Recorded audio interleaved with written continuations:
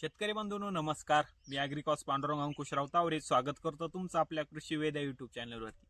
शेतकरी बंधूंनो, आता तूर पिकाचा सर्वात शेवटचा टप्पा म्हणजे जे काही शेंगा आहे शेंगा फुगवणीचा व दाण्याच्या साईज वाढण्याचा, जेणेकरून आपलं उत्पन्न वाढेल. तर मित्रांनो, जो काही शेवटचा टप्पा आहे यामध्ये आपण काय नियोजन केले पाहिजे जेणेकरून आपलं उत्पन्न वाढेल, किंवा कोणती फवारणी केली पाहिजे, फवारणीमध्ये कोणते औषध वापरले पाहिजे, जे काही शेंगाचा आकार वाढण्यासाठी आपण कोणत्या उपाययोजना केल्या पाहिजे, किंवा याविषयी आपण सविस्तर माहिती या व्हिडिओमध्ये बघणार आहोत. त्याच्यामुळे व्हिडिओ शेवटपर्यंत बघा व चॅनलवर नवीन असाल तर आपल्या चॅनलला सबस्क्राईब करायला विसरू नका. शेतकरी बंधूंनो, आपल्याला जर तुरीचं उत्पादन हे वाढायचं असलं तर सर्वात महत्त्वाचं आपल्या जे काही शेंगा आहे त्याचा आकार आणि दाण्यांचा आकार वाढवणं. तर मित्रांनो, जो काही दाण्याचा आकार व चकाकी असते याच्यावरच जो काही आपला तुरीचा बाजारभाव आहे तो आपल्याला व्यवस्थित मिळण्याची शक्यता असते.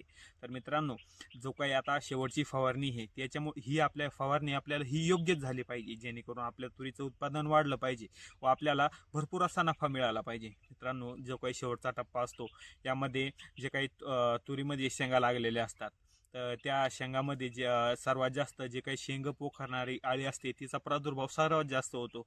दुसरं म्हणजे जो काही आपला दाणा असतो त्याचा आकार सुद्धा वाढला पाहिजे, त्यासाठी आपण कोणतं खत हे वापरलं पाहिजे.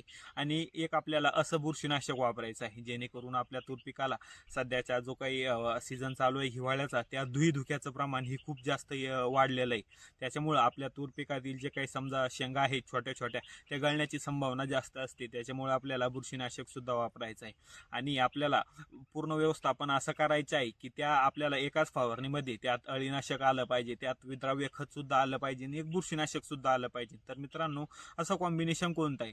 तर सर्वप्रथम मित्रांनो, आपल्याला जे काही कोराजन आहे ते 8 ml प्रति 15 लिटरच्या पंपासाठी घ्यायचं आहे. त्याच्यासोबत 0050 हे विद्राव्य खत 5 ग्राम 5 ग्राम लिटरसाठी घ्यायचं आहे. आणि जे काही आपण अँट्रोकॉल घेणार आहोत ते 2 ग्राम प्रति लिटर लिटरसाठी घ्यायचं आहे. तर मित्रांनो, ही फवारणी घेऊन आपण ही फवारणी आपण आपल्या तूर पिकाला शेवटच्या टप्प्यात करू शकतो, जेणेकरून आपल्या तूर पिकावरती जो काही धुक्यामुळे जो काही धुक्याचा जो काही बुरशीजन्य रोगांचा प्रादुर्भाव आपल्या तूर पिकावर होणार आहे तो होणार नाही.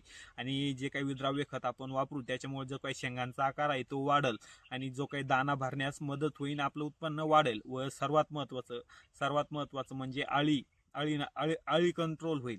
त्याच्यामुळे आपल्या तुरी पिकाचं उत्पन्न वाढेल व आपल्याला भरपूर असा नफा मिळेल. तर मित्रांनो, व्हिडिओ आवडल्यास लाईक करा व ही माहिती आपल्या इतर शेतकरी बांधवांना नक्की शेअर करा. व चॅनलवर नवीन असाल तर चॅनलला सबस्क्राईब करायला विसरू नका. धन्यवाद.